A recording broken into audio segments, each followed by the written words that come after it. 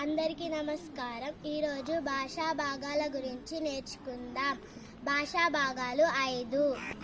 భాషా భాగాలలో మొదటిది నామవాచకం. ఇది పేర్లను తెలిపే పదం.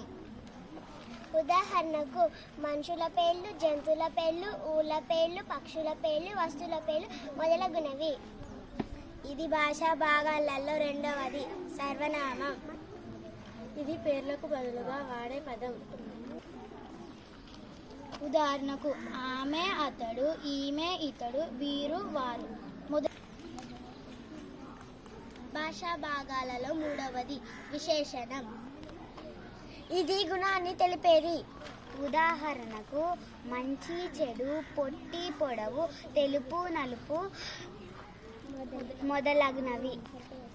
భాషా భాగాలలో నాలుగవది క్రియ. ఇది పనిని తెలిపేది.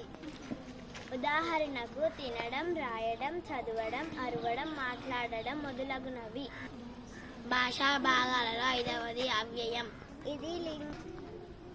ఇది లింగ, వచన, విభక్తులు లేనివి. ఉదాహరణకు ఆహా, ఓహో, అమ్మో, అయ్యో, అవునా మొదలగునవి. ధన్యవాదాలు.